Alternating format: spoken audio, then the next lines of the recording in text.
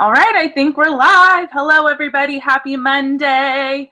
It is, oh my gosh, I cannot believe it. It is March 20th, you guys. This month is flying by. This year is flying by. I'm super excited to have all of you guys on our team call tonight. We have another guest speaker, and you guys, I am super excited and pumped up for this. Because we've been chatting about back and forth a little bit about having Sophie on a team call. So I'm just pumped that she's here and she's going to share her story and just all of this amazingness with you guys tonight. So just to give you guys a little bit of background on Sophie, we actually met on the Success Club cruise last year.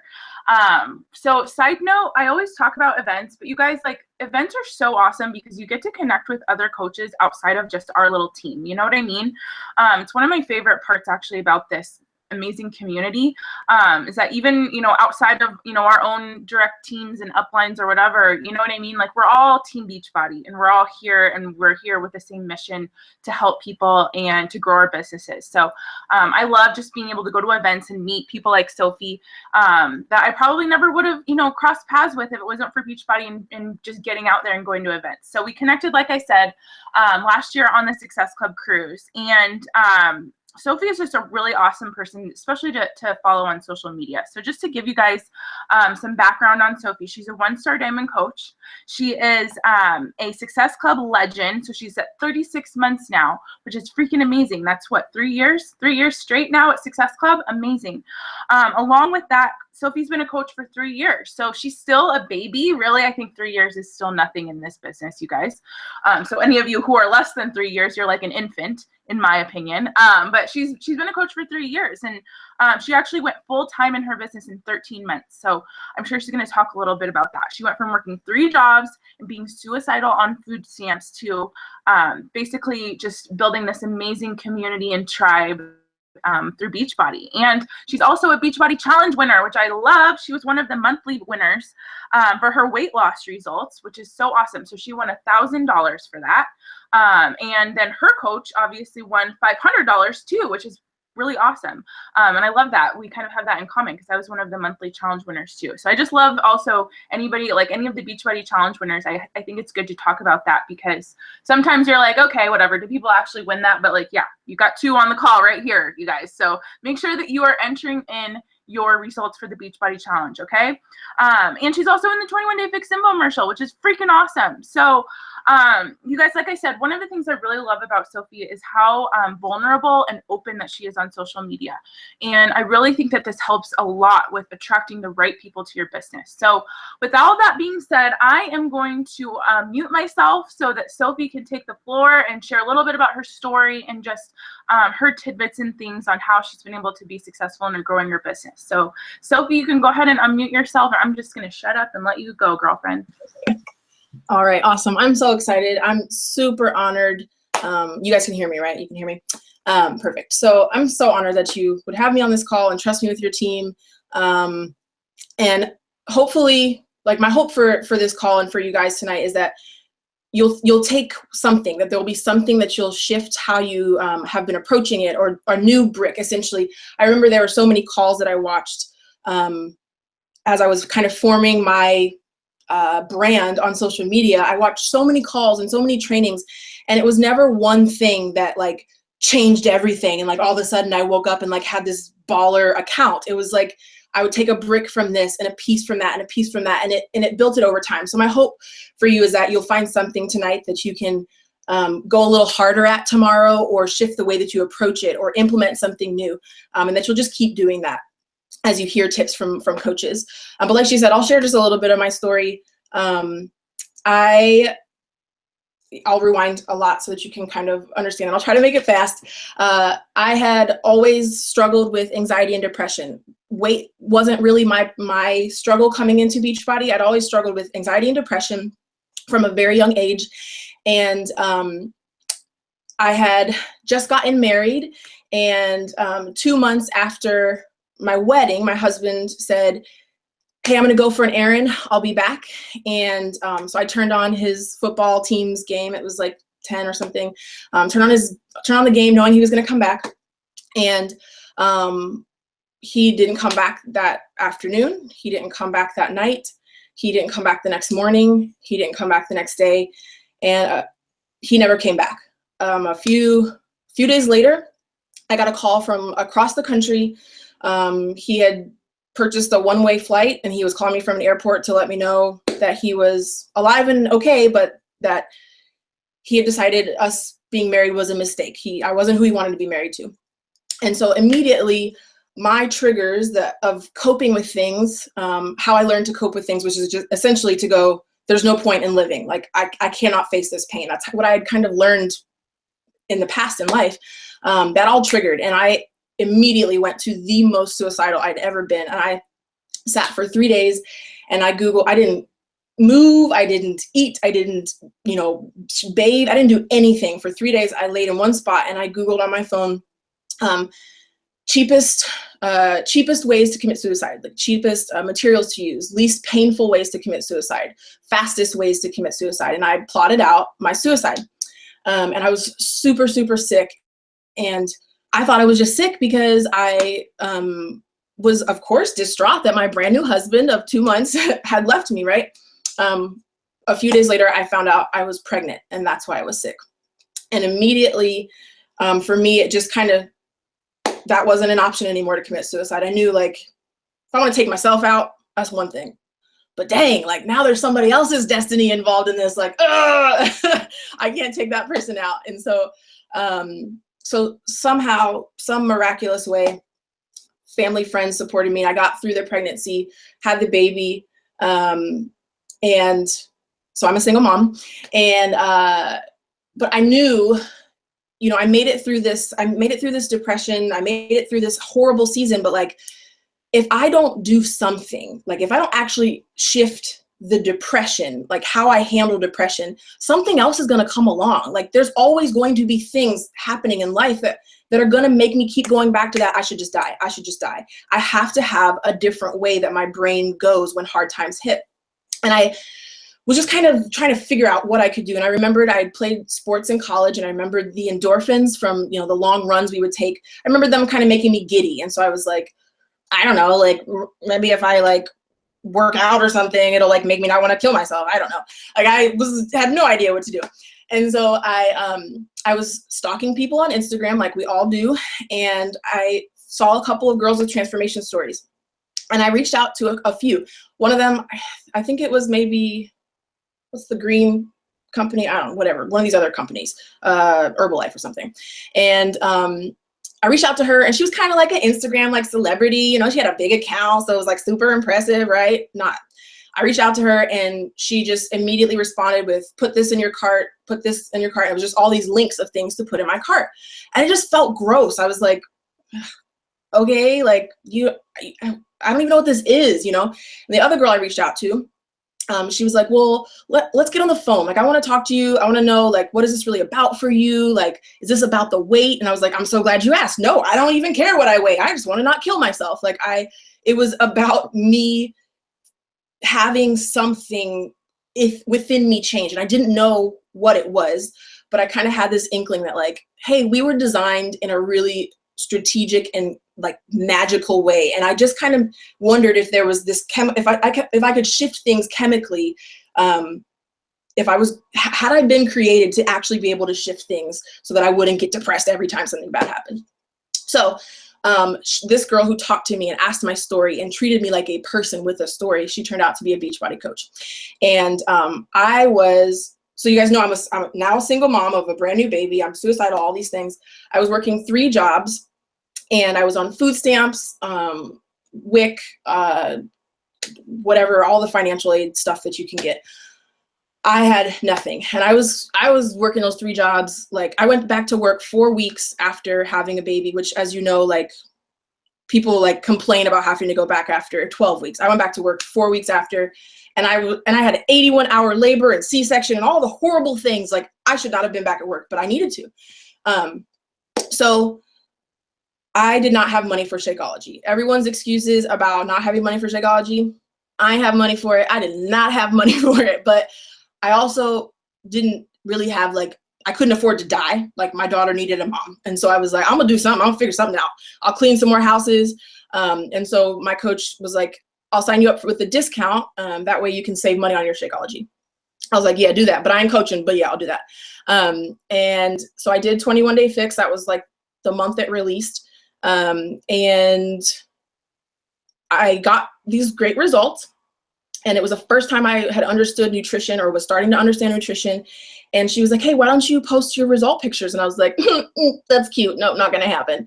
I was super resistant. I was like, I want nothing to do with what you're doing, like just not interested. And then I sat back and I thought about it and I was like, the only reason I don't want to post this stuff is because I'm actually afraid that ex-boyfriends will see these pictures and they will be like amused and pleased that like Sophie got fat, Sophie's life fell apart, ha ha ha, she's ugly now. Like I was afraid of what ex-boyfriends thought. And I was like, that's so dumb. Like they're an ex. We're never gonna be together again. Like why am I worried about them? And what if some other single mom who doesn't think that she can lose the baby weight, or some other person who's been depressed and feels like there is no hope to ever get out of it, could see through me that like, yeah, there are some things you can do to shift it.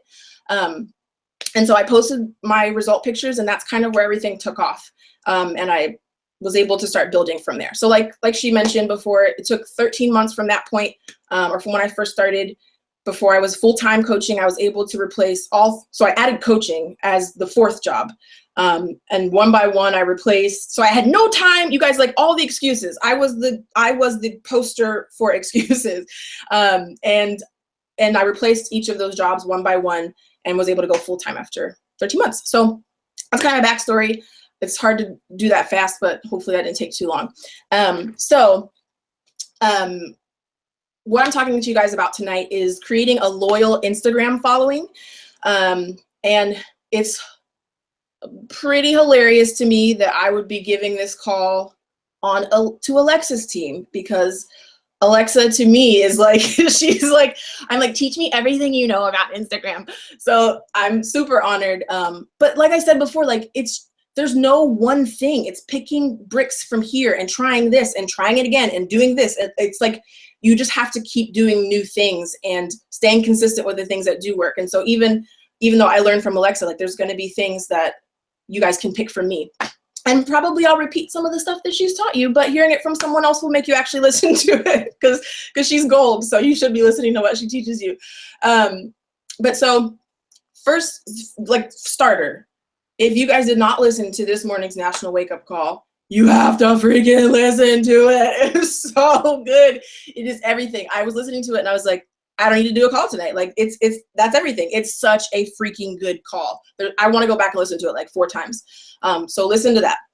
And then we'll start with, I'm going to get through as many of these points as I can and hopefully, yeah. Okay. So the first thing is to know who you are talking to. Let me start by saying a lot of people's focus with trying to grow their Instagram, they're thinking width, like they're thinking, how can I grow my numbers? How can I grow my numbers? How can I grow my numbers? And like numbers are great. You do need, you always want more eyes on what you're putting out there because you're putting out great content, right? So of course you want more eyes on it, but think depth, because I have seen, if you guys have heard the concept of like, you don't want, what's the concept? Like, you don't want a mile wide or a mile wide of friendships. Like you want like a mile deep of friendships. Even if you only have a few friendships, you want them to be deep, not like a million periphery friends. Same with Instagram.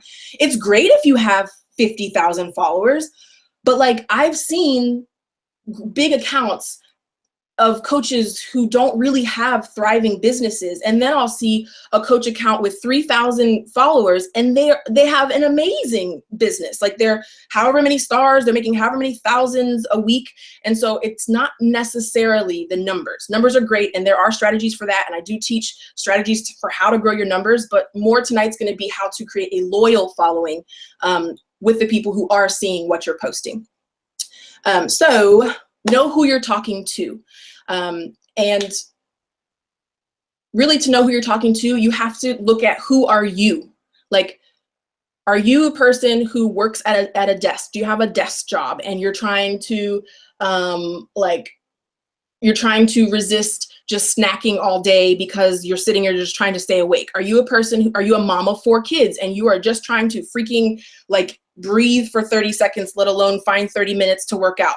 Are you a mom who sits in the carpool line every single day at picking up your kids from school and you feel like you're wasting your whole life in a freaking carpool line? Do you have episodes every day in the work break room where there's gossip and you're like, I just wish I could get away from these kinds of toxic people? Or are you in the break room resisting the free pizza or the free birthday cake, whatever? Like, who are you? What are you facing in life? You have to document what you are facing in life on your social media, because it's only when we document what we are facing in life that we will drum up the Me Too's. Me Too's is essentially like, this is one of the cornerstones of having a loyal following. You want to have your post you want your followers to go, oh, me too, me too. And so when you talk about what you're facing, that's when you're going to drum up within your tribe the people who are like you. They're going to start saying, me too. I sit in a carpool line and I feel like I'm wasting my life. Or I, hate the gossip in a break room and I want to have a more positive community around me. If you're not giving specific examples from your life, what can they really identify with? And so know who you're talking to. So you guys may have heard this concept. I'm guessing there's a million names for it, but the concept of avatar or your ideal client. I don't know what term your team uses. I'm sure you guys have heard some form of training on helping you really figure out who you're talking to. And that's really all this concept is. I call it an avatar. I have a kind of a document that I put together to help my team really figure out who their avatar is. I'm happy to share that with your team if you guys want. But it's just a list of questions and like really digging for you to figure out who you are so that you can know who you're talking to, because it's going to change your language. It's going to change how you talk to them, the questions you answer, the concerns that you address, the excuses that you want to use and that they're using, and the fears that you have are the fears that they have. The goals that you dream about are probably the goals that they dream about. And so the more clear you get on who you are, what brought you to where you are, you're going to know what language to use to speak to your avatar. So I think we've all heard this concept before, but it's like, just like they say, like there's no magic sauce to successful coaching. Like there's no magic sauce to having an engaged Instagram following. It's what they say, like, know who you're talking to. Stop trying to talk to everyone. I am not trying to talk to the girl who loves to work out, who's like a CrossFit bodybuilder, NCP, whatever it is, NPCs, whatever the letters are, competitor. That ain't me. I hate working out. I do it because I need the endorphins and depression is lame. And I love Cinnabon, and I'm always going to want Cinnabon over anything else. Like I'm not trying to talk to the really impressive girl. I'm trying to talk to the girl who does it because it's the right thing, even when she doesn't want to do it. So I talk to her, and my tribe is strong because I always talk to her. I'm not trying to impress anybody. So I'll just give you an example of an avatar, and then I'll kind of flesh it out for you. So if this is me, then this is not me. But I chose I made up kind of a random one because I think we like to look at successful coaches and go, oh, okay, so I need to be whatever. I need to be blonde, and I need to have kids, and I need to, like, we think we need to be those things to be successful. So I made up something that is very not typical for what we see in the coaching world. Hopefully it will strip away your excuses. My name is, we're going to call me Violet. My name is Violet, and I like indie folk music, and I'm an adoption mom. So I'm like super crazy about adopting, and it's like my passion, and I'm a coffee connoisseur. I'm actually not, so I can't even tell you like what they like, but like those fancy lattes that have like pictures on top or whatever, the espressos, whatever those things are. I am so serious about that. I'm a snob. And I'm really big into documentaries. I just love them. I watch them all the time. I'm super deep thinker. I'm a minimalist, and I have OCD a little bit. So if that's who I am, that's who I'm going to talk to. I'm going to talk about the documentaries that I'm watching. I'm going to talk about the things that happen or that I face because of my OCD, the things that just drive me crazy, or the things that just soothe and ease and calm my soul. I'm gonna take pictures of my freaking adorable coffee with the stuff in it. I'm gonna talk about what the process has been like with adoption and the struggles of adopting older kids and babies and whatever that might be. I'm gonna talk about those things. And no, there's probably not gonna be a person who's like, every single one of those things I share, but there might be a mom who really loves documentaries and is an adoption mom, or someone who loves coffee and does have OCD, and they're going to pick from those things that they identify and they go, me too. Now, you've noticed I have not mentioned anything about health and fitness yet, and that's intentional. So something I learned from Alexa was to not use health and fitness related hashtags. And so you guys have probably heard that from her, but when she did a call for our team, she mentioned, like, take away all your hashtags. Hopefully you guys know to be using hashtags on Instagram. That's like Instagram Growth 101. If not, it's essentially a way to help people who are not currently following you to have an open door and a way to find you and make the choice if they want to follow you. So she was like, hey, get rid of all of your hashtags that are like fit mom, like whatever, Fitspo, like whatever the annoying health stuff is, because likely the people who are searching those hashtags, like they're already Fitspo people. They're already like in that realm. And so who are we trying to find? We're trying to find people who need our help, who don't have answers yet in this health and fitness realm. But what's going to make them connect to us and trust us and feel like, hey, if she can do it, I can too, is all those other things. She's someone with OCD and she could follow a meal plan.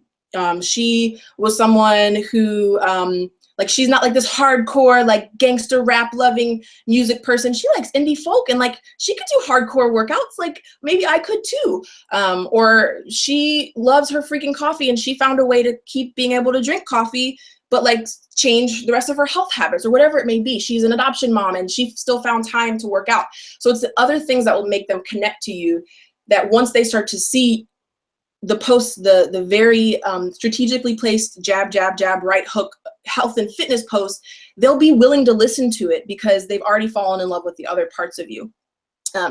So get rid of health and fitness related hashtags and start using the hashtags related to your avatar to pull out in people, to make them have the reaction that says, she's me, like she's me. Those are the hashtags you want to use. So I use stuff like curly girl, natural hair, mixed kid, surviving divorce, single mom life. Like I use stuff that has nothing to do with me working out.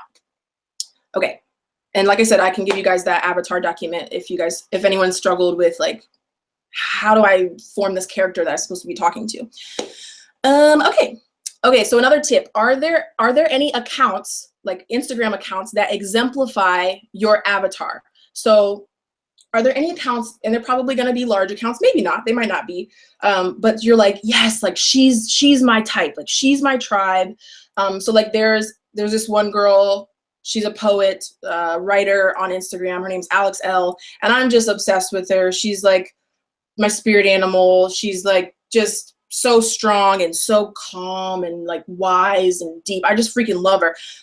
She's in some ways, she's my avatar. She uses her story not as an excuse, but as like a gift to help comfort and encourage other people. That's me, that's what I do, and that's what I want, that's what I want to attract to me. And so is there any account that you're like, yeah, like I want those kinds of people on my team? Go to that page and start to form bonds with the people who follow that page, because the things that they value in that account, they might, if you're doing your job well enough, they should be finding some similar qualities on your page and what you're putting out. So whatever the avatar target that you're using is, you should be appealing to some of those same appeals.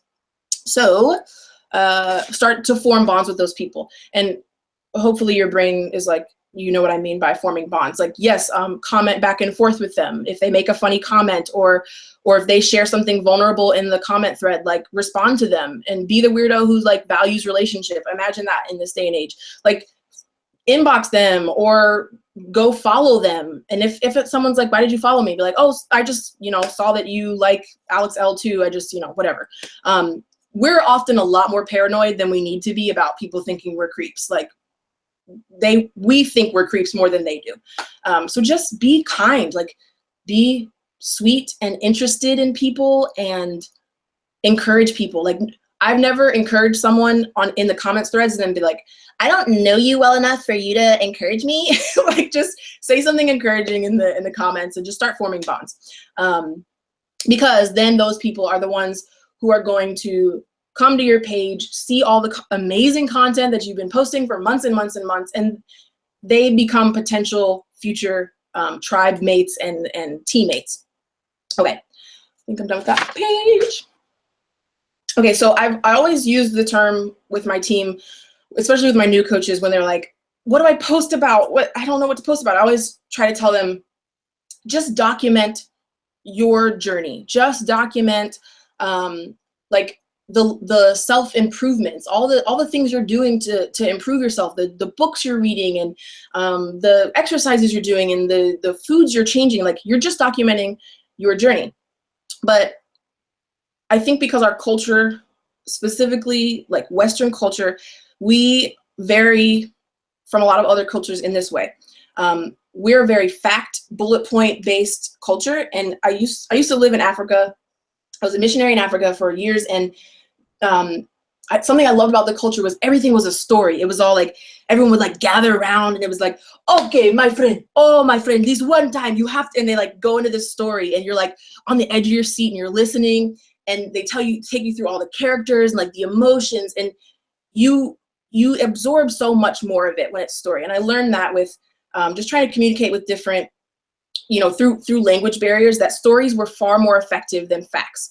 And so it's the same with documenting your journey. I think a lot of us are like, okay, I need to post 3 to 5 times a day. So like, did my workout, yay, I drank my shake. Like we're kind of doing it as a bullet point, check off the list. Or even when we're trying to like offer value, when we're like, Shakeology has all of this good stuff in it, we're actually just stating facts. And people are so much more moved by stories. And so shift your brain into storytelling. Your wall should be a place of storytelling, whether it's your story or other people's stories. If you think of like Humans of New York on Instagram and Facebook, I mean, like, what is the point of that page other than just to hear people's stories? And it's viral. Like we were designed to love and yearn and crave for story because it's within stories that we find the Me Too's. And so I will, rather than like in my best moments when I'm doing it right, when I make a post on Instagram about doing my workout, it shouldn't just be like, I did my workout. I might do a sweaty selfie, but my best post with a sweaty selfie says nothing about the workout. I'm like going to talk about the emotional struggles I had that day. And I'm going to talk about how I felt like such an ugly person because I kept wanting to tell my precious 3-year-old to shut up. Or like, I talk about I'm telling a story. And when I tell a story, the engagement is so much better than when I tell facts. Like no one cares. No one cares about your facts and your bullet points. So tell stories. It's like psychology. Yeah. Okay. So this was not intended to be my biggest point, but as I was going over this stuff, I was like, I think this actually might be the biggest like stone of all of this. I think the biggest hurdle that people run into with documenting their stories is fears, and honestly, a willingness to share the ugly stuff and the hard stuff and the personal stuff and the private stuff. I'll give a disclaimer that I do not share everything. There are certain things that are, if I were to post about it, it would honestly just be more negative than anything. And the last thing I want to do is add something else just purely negative to the internet. But I'm not talking about discretion. I'm not talking about like, have no discretion, share everything, tell everyone that you and your husband haven't had sex in 5 years. Like, no, don't do that. But like, most people are just not willing to expose their brokenness, like any of it. They just want to be kept safe. And if that is where you're at, I can guarantee you, No one is going to, you're not going to have a loyal, engaged following. You're just not going to. I got down the rabbit hole on YouTube, and do any of you guys, well, I can't see you, but if you guys watch This Is Us, I think everyone's obsessed with This Is Us. So I was watching an after show thing with the cast of This Is Us, and you guys know the character Kevin. His actual, like the actor in the after show panel, he was talking about, everyone was just talking about how, how the cast has really bonded, like they're all really, really close, and they've allowed themselves to, like, part of the reason that we as viewers are so moved by it is because they as a cast have allowed themselves to like truly fall in love with each other. And so those scenes are so powerful, and because they've really given their hearts over to the storylines and to each other and to the whole story.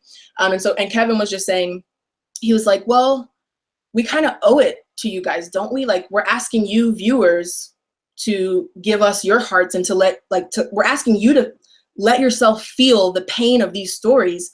How could we not? Like, how could we not let ourselves get utterly broken by these stories?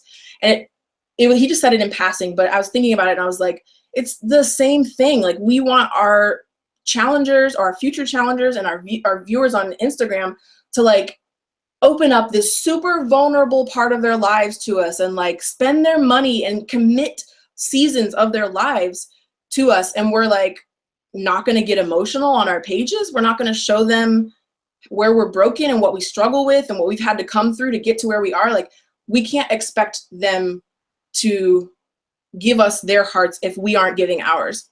And so hands down, I don't think that my success has had anything to do with the fact that my husband left me. It has had everything to do with the fact that I've been willing to talk about it and talk about what it has looked like to walk out of that and to walk into forgiving him and into only speaking well of him in front of my daughter and building him up and working with him and committing my life to not trying to ruin his life. Like, if I was just like, no, it's just too personal, I don't want to talk about it, then I lose so much of the power of my story. And so I think one of the biggest things is being willing to let yourself talk about the things that you think are just too much to share on social media. I've done calls on this topic, and it really could take up a whole call, so I'm not going to go into it, but there's ways, and so I hope that you'll do your own due diligence to learn ways to share hard stories and not be a wet blanket or an Eeyore. Like, share hard stories and always flip it and leave them going, oh, that's so inspiring. And sometimes I'll share a hard story, and as I'm typing it, I still feel pretty negative. Like, I don't have anything positive to say, but by the end of me writing my post, I can come to a realization of what would the inspiring choice be here? Like, what would someone look at this and go, wow, like, she chose to do that instead of be bitter. She chose to do that instead of whatever. And I will go, that's not how I feel, but that's what I'm going to do. Like, that's the inspiring thing. So that's the direction I'm going to go. So yeah, don't just be a wet blanket. Like, don't just share just to be like, yeah, I exposed myself. Expose yourself. I think she said today on the call, skin it to win it. So like, if you're going to bear it, you got to flip it in a way that's actually going to inspire people and is going to get a win. Okay, I'm going to do it on time. All right, so next point would be to pay attention to what people are liking when you post. So pay attention to what they like seeing posted. Even if what you see them liking is not your main jam, like if what they like, if you're like, why is everybody liking this post but they're not liking these other posts?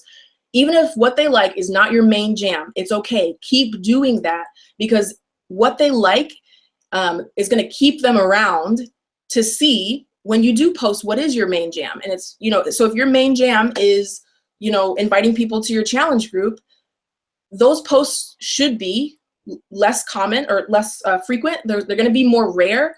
And if you are only posting your main jam, they're going to unfollow you. Like, they just are. But for me, the thing that I don't understand why people like it, and I'm always like, this is so weird that they keep liking this, but they like it, so I'm just going to keep doing it. They freaking love when I do outfit of the day pictures, and so I keep doing it. Not because I want to, but because they like it, and it keeps people around. And then when I post about how to get out of depression, they're still there because there were other posts that kept them around. They may not have been in a place where they would have been willing to just see a post every single day about how to get out of depression, but like the outfit of the day every week keeps them around. I haven't asked Alexa this, but like she's consistent with doing her morning dance parties where she mixes her Energize. Okay, I don't know if that's something that she does or doesn't want to do, but my guess is that it people probably mention it to her. Either she's getting sales of the Energize, or people are like, that's so fun that you do that, and I love. She's shaking her head. So my guess is like, yeah, for whatever reason, like what if she was like, this is really stupid, like I really don't want it. Who cares? It's keeping them around. It's something that people know that they can rely on in that page. And then they're there when she talks about her, coaching webinars or whatever it may be that she wants to post more rarely, but that's more her main jam. So pay attention to what they're liking. Do it even if it feels dumb to you. Like I said, for me, outfit of the days are dumb, but people like them. Also, people really like to give their opinion. So if you're ever trying to pick between like an outfit or like which pair of shoes, holy crap, people love to be an authority on something. So give them a lot of opportunities to voice their opinion and try not to get offended about what they say. Okay, so the next tip is to be interested in them. So a lot of us are trying to have really interesting Instagram accounts and Facebook accounts. We're trying to be so interesting to make people want to follow us. Someone I've been studying and going to her events a lot lately her name's Dani Johnson, and she talks a lot about stop trying to be so interesting and get interested in them. And so she bases a lot of her teachings off of this book called How to Win Friends and Influence People. So I do all my book reading on Audible because I can't read. So there's a How to Win Friends and Influence People in the Digital Age. So that's the one that I'm listening to currently. But so I would recommend How to Win Friends and Influence People in the Digital Age. And then also Dani has a training called Gems Mastery, and that teaches you how to communicate with different personality types, how to identify them, and how to kind of take cues to know what personality type that person is that you may be talking to. But the whole point of that is that we are not going to get incredibly deep bonds with people by us just being super interesting. The bonds will form when they feel like we are interested in them. And so go to their pages, interact with them. If somebody comments, comment back. If, for the love of God, if somebody inboxes you, respond to them. Like, don't be afraid to have a conversation. And that's one that I've struggled with, because sometimes I just feel weird and I don't know what to say. I'm like, I'm a hot mess. Like, why are you coming to me for advice? I don't know what I'm doing. Like, I haven't showered in 3 days. But just interact with people. And like I said, go to their pages, comment on their pictures, say nice things.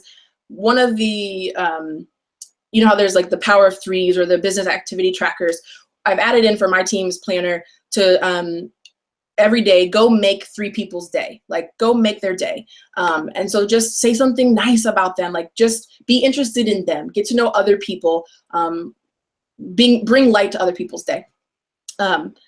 This is the reason why I pointed you guys towards some other trainings, the Dani Gems course and the book, is because this is one that I think people, I know I've done this, and I think we all just do this. We think like, yeah, I'll be interested in people. Like, we don't think that this is as pivotal as it is, but from all of the studying and the events and trainings that I've gone to, this is becoming more and more and more blaringly obvious that like, this is almost everything. Like I could suck at sales. I could probably fall off the health and fitness wagon every month, and I could do amazing with coaching or with whatever business I'm doing if I was really good at being interested in other people. If I was really good at that, that is the core of sales. And so that's why I'm pointing you towards those other trainings, because I could not possibly do justice all that you should invest in that skill. Okay, so when you're signed in to your Instagram, first of all, one big tip is stop wasting time on Instagram. I've told my 3-year-old to, anytime she sees me doing this scrolling thing, she tells me, Mommy, stop scrolling, because it's like, it's death. It's wasting time. So stop scrolling on Instagram when you're in Instagram or Facebook. Like, think of it as business time. Like, I'm here to work. And so when you are signed in, make your goal to make people feel like they are your friend. Your goal when you're signed in is not to push your product. It's not to push your challenge group. It's not, I know this is like counterintuitive, right? It's not to push being a coach. It should be to make people feel like they're your friend. And here's why.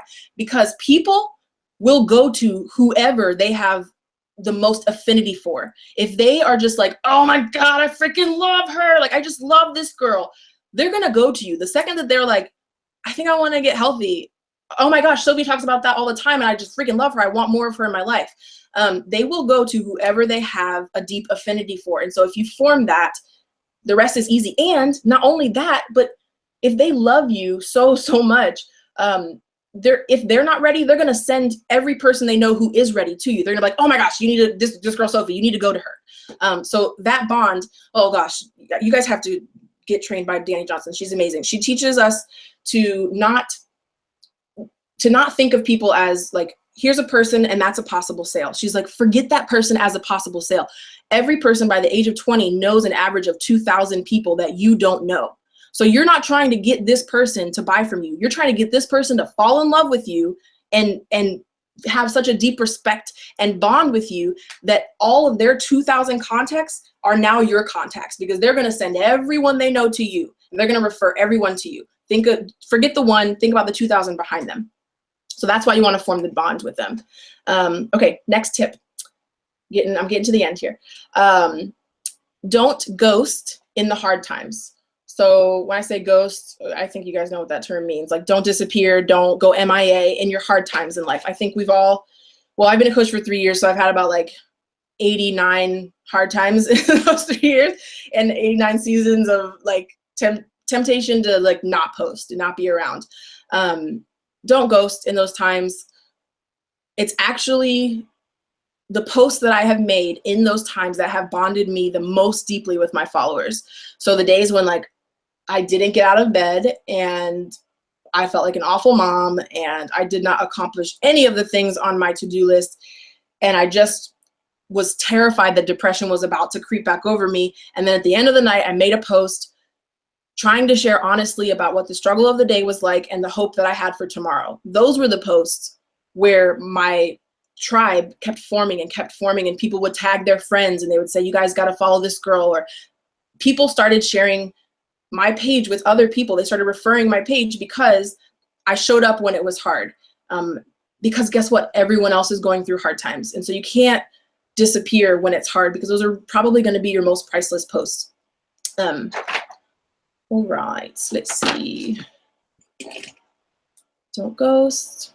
Okay. I'll just zoom through these last ones so that there's a minute, a little couple. I'm guessing your calls are usually an hour. Is that really okay? Okay, yeah, 15 minutes. Awesome. So connect your avatar with their needs. So if you know yourself, and that means you'll know your avatar, you know what you needed, what medicates you, what calms your nerves, what excites you, what life problems you run into. Those are the same solutions that they're going to need. So you want your page to be a place where you provide the answers to those needs. So for my avatar, someone who's like me, music is medicine. Like I can get lost in new music. I did it last week. I found this new band and I literally listened to them for like 40 hours straight. I didn't do anything on my work list. I was just like, I'm getting healed. I just need this music so bad. So music is medicine. So I'm always sharing like my favorite new music on my page. And my people love that because they are just like me, and music heals them, revives them, inspires them. For me, I need laughter. Like I don't watch TV and I don't watch really Netflix. Essentially, I pay for Netflix, but I pay $10 a month to have New Girl. I don't know if any of you watch New Girl, but it's essentially what I pay for, because I don't watch anything else on there. I only watch New Girl because I know it will make me laugh. I know every single time I watch it, it will make me laugh. And if I watch something else, I'm going to end up getting like depressed, or I don't know. I just get like emotionally involved. New Girl makes me laugh. I'm a person who needs laughter. And so on my page, I do try to provide some laughter. And usually it's on my Insta stories where I'm like featuring my ridiculous child. So another need that my avatar has is emotional boosts or encouragement. That's something that I need. And so that's why I do a lot of it on my page, because my tribe, my person is someone who they need to like read through the process of like thinking processes, and they need to look at things differently and go, oh my gosh, I could shift the way that I think about that. And they need to be encouraged, excuse me, and they need to be emotionally boosted, because that's what I need. And so I do that on my page, and it reaches my avatar. I and my avatar, we are people that need to know that we're not alone. And so when we hear real, authentic, raw stories, it comforts us. It comforts us that we're not alone. We're not the only one. And so I'm constantly speaking messages like that to my crowd, to my following, because that's the kind of stuff I need. Yeah. So meet the needs of your avatar in your posts. Like I said, for this to be possible, you're going to have to really go deep on figuring out who you are and who your avatar is. But you want to meet their needs. And that's because that also feeds into the love that they'll have for you, and the referrals that they're going to send to you, and the quickness that they'll have to come to you when they're ready to start their health and fitness journey, because they're like, well, like Sophie's, or whoever, like, you know, Alexa's the one who, she's always motivating me to, you know, get up and dance when I'm in a bad mood, or whatever it may be. Like, if you meet that need for them continually, that forms a bond with them. I cannot tell you how common it is for me to get an email of someone saying, I know this is really weird, but like, I've never met you, but I feel like I know you, and I feel like we're friends, and like, you've been so instrumental in my life. It's because I've really tried to meet the needs that my type of person has. Okay. On IG stories, I won't go too much into this. So you guys know Insta stories, now a thing. Use it, man, use it. Like, use everything. I can't even imagine how hard business must have been, like, without all these free tools. But if you're funny, awesome. I'm not that funny, but if you're funny, run it. Like, tell funny stories all the time on Insta stories.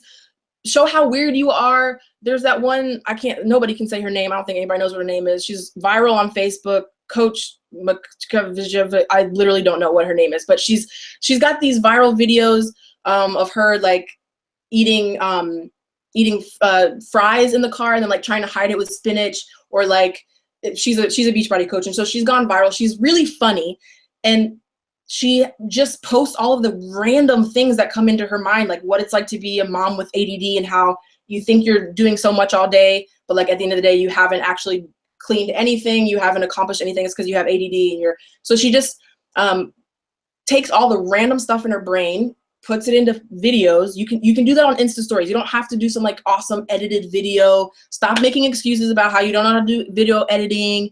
You don't have time to do, who cares? You can do an Insta story. You can tell funny stories. Or if you're cooking, which you are, if you are good at cooking, or you like making recipes, like, just freaking put the camera up and push hands free, and, like, share the different things, the different parts of your recipe. Use Insta stories. If you are analytical, and you, like, you're a deep thinker, and, like, while you were working out, you had these really deep thoughts about, like, the meaning of life, and, like, I don't know, whoever you are. If you're a teacher, if you're really good at teaching concepts and the reasons why we should do things, like, just start doing that on Insta stories. The same with Snapchat. Start sharing whoever you are naturally, start sharing that stuff on Insta stories, because Insta stories is a really great place to, it's a platform to put the stuff that you don't necessarily need, like, on your actual page, and you don't have to feel bad for overwhelming it, you know? So on your Insta, or on your regular feed, you kind of feel like, oh, I've already posted 5 times today, like, I don't want to keep posting. You don't have to feel bad for it on Insta stories. So you can really just share whatever is on your heart. So use that, experiment with that. Okay, almost to the end here.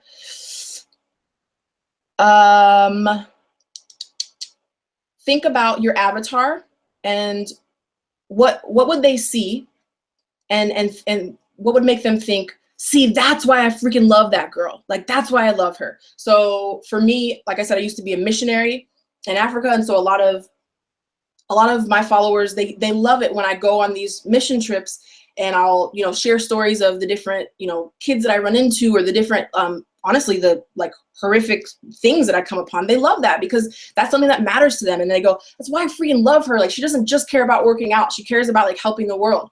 Or when I talk about how I really hate working out, they're like, that's why I love her, because she's honest. Like, she's she's a fitness inspiration person, but like she's honest about it. She's real. So think about your avatar, the kind of stuff, what annoys you, what inspires you, what matters to you. Think about those things when you're doing the document. And then whatever would make that person go, that's why I love her. Do more of that stuff. Do more of it. And that's not you trying to like be someone you're not. That's you being intentional about being your best self. That's you intentionally going out of your way to be your best self and to be the kind of person that's going to inspire those around you. And then the last point, it's like I said, the numbers is not really what matters, but as far as numbers go, you do want to be adding people daily. And the reason I say that is because it just has to be a rhythm of adding followers to your following, because people will fall off. And that is just part of the that just comes with the territory. People will unfollow you. And so I always use the analogy of walking around a party room with a bowl of chips. There's 100 people in the room and you're like, do you want some chips? Do you want some chips? Do you want some chips? And you ask those 100 people and you walk around like 5 times and like everybody in the room who wanted chips got them. And you keep walking around for 3 years asking those 100 people, like, they know you got chips. They're gonna come to you if they want you. And so you have to be adding new people to the room who might want chips. And some of those people are gonna walk out of the room, and that's okay. You don't have to be offended by it. That's just how it is. Like I unfollow people all the time because I'm just like, I don't really want to. It's fine. They're not your tribe. Your tribe will stick around, especially if you're doing your job with posting amazing content. So like I said, I could do a whole call on how to grow numbers, but I really don't think that that's actually what matters. So, all right, that's that. Whoa, OMG. So I've been taking notes on my phone this whole time. And I hope all of you guys that are watching this and watching the recording were taking lots of notes too, because this was amazing. And you know what? I'm going to be real with you. Like, I went and looked at your Instagram, Sophie, and you have better engagement on your posts than I do, and I have more followers than you. So that's just I want to be real and honest and just show people that it's not about the numbers, quality over quantity. You want the people that are going to engage, that are going to take that half a millisecond to just like that post or leave a comment.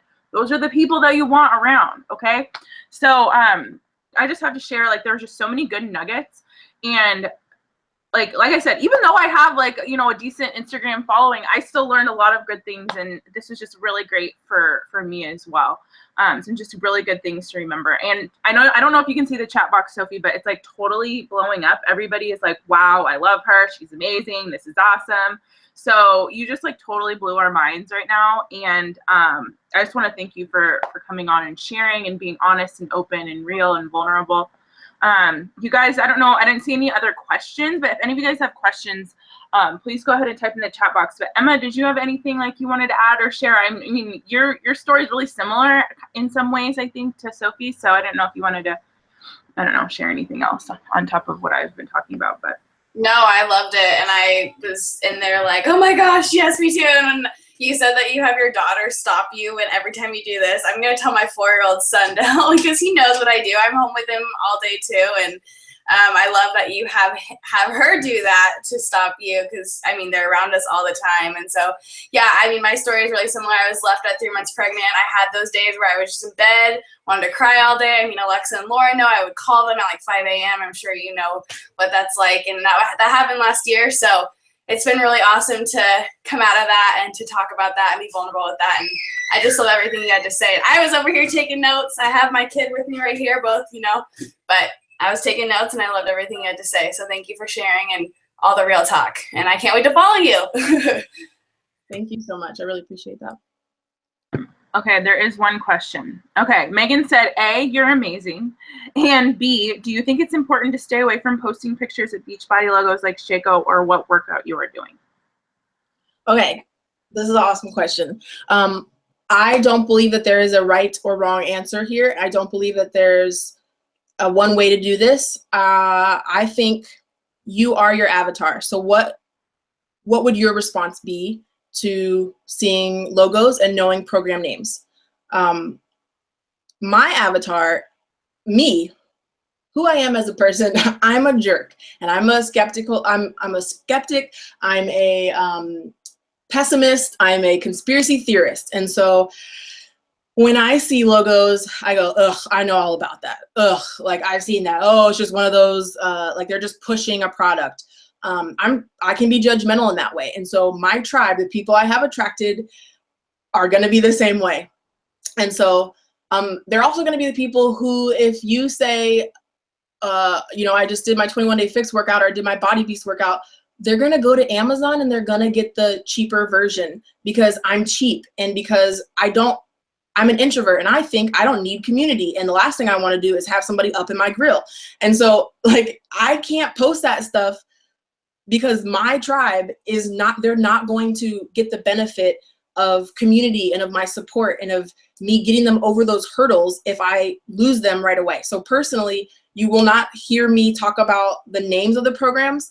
I want them to become interested enough and sold enough on the results that I'm getting and the life changes they see me having that they ask me about it. And then I can flip the conversation around and ask them, well, what makes you interested? Oh, that's so awesome. Tell me more about that. And I can control the conversation by asking them questions and getting to know them. I want them to come to me and have a conversation where I can, actually then have a lead, not just send someone to Google. You won't see me with Shakeology logos. That's just a personal choice.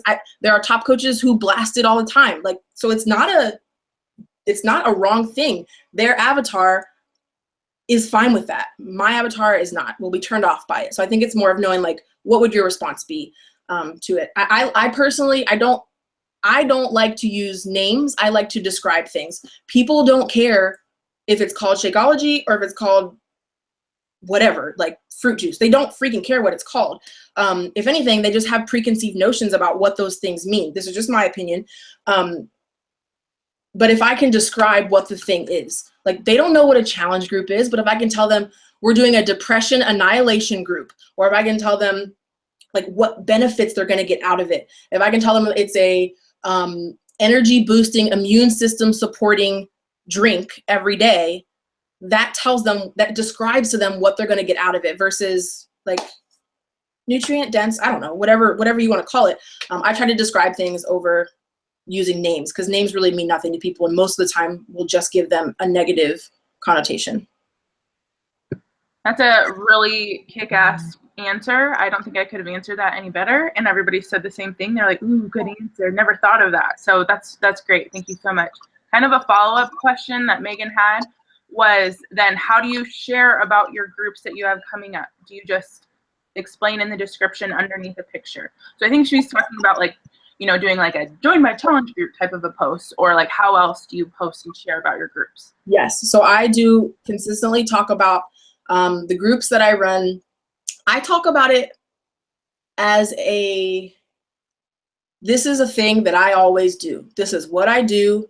And I just kind of coin the benefit of it differently, honestly, with whatever's on my heart. So there are months when I will say like, I'll do the same post that you do, that everybody else does about a challenge group, but I'm not calling it a challenge group.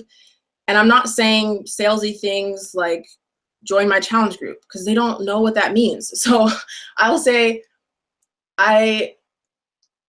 next month, I'm just going to make up a post for you right now so you can see like how off the cuff it is and out of my butt it is. Because I don't know what I'm doing. Like none of us know what we're doing. We're just figuring it out with every post. Like I'm just going to try it. I'm just going to see if it works. And if it doesn't, it's fine. I'll try again tomorrow. So I'll just say like, I'm now choosing, finding, connecting with, or I'm choosing the 10 people that I'm going to work closely with in April to work on daily habits that I've seen pull me out of depression. That's one way I've coined it before. And you guys are welcome. Go to my page and you can look at the different ways I phrased the things because you'll see some common threads and then you'll see like the different focuses I've used. So I've used like joy habits. I've used depression annihilation. I've used, those are usually the things I struggle with. It's like I need more joy.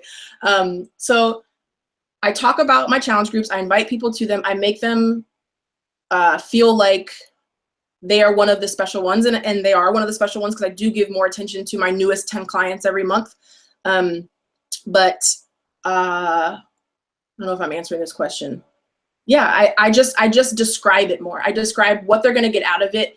And I try to, any term that's like a coaching term, anything that when you became a coach, you had to ask, what does that mean? What is that? Don't use those terms because they don't know what it is either. So now that you know what it is, use normal person language to describe it. I don't know if that answers the question at all.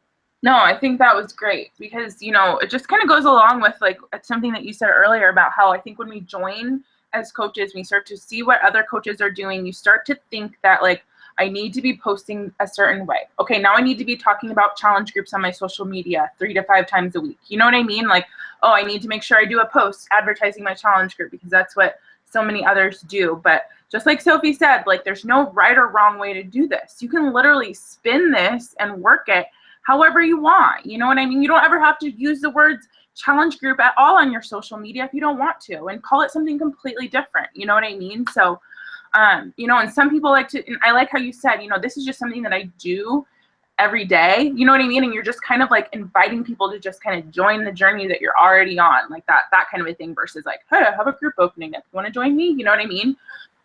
So I love that. And I think that makes total sense, everything that you kind of shared, just kind of breaking it down and basically speaking to the person that you were before you joined. Because like you said, like, we didn't know what Shakeology was. We didn't know challenge groups. We didn't know T25 or who the hell Shanti or Tony Horton or any of these people were.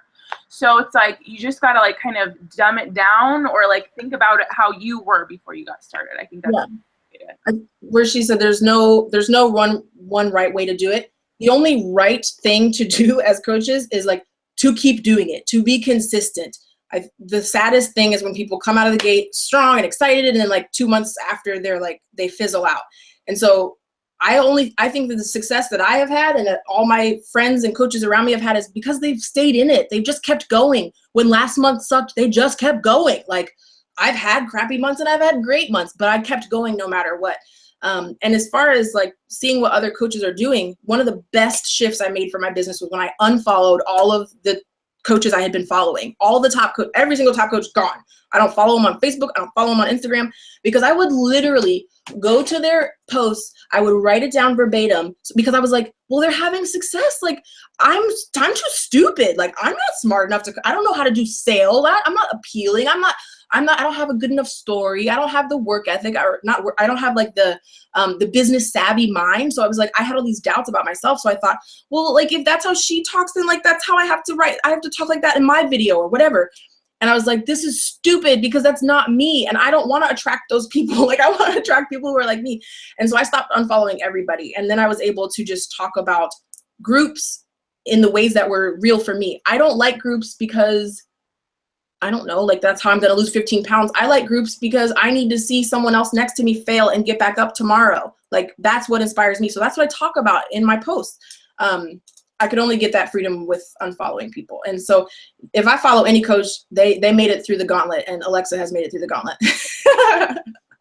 I feel super special. That's so great. No, I mean, it's the truth. I did that too, actually. Because when I first started, I went through and I just like mass followed like all the top coaches. And, you know, it's really easy. You don't even realize how much you start to compare yourself or, you know, see somebody else who is having success that you want. And then you don't even realize it, but then you start trying to emulate them or trying to do what they're doing. And of course, like use that as inspiration. But at the same time, you know, I feel like you're going to go as far as you possibly can in this business, the more that you own who you are and stop trying to be like everybody else. Because just like Sophie said, like, even if everybody doesn't like every single part of your story and who you are, they're going to like bits and pieces.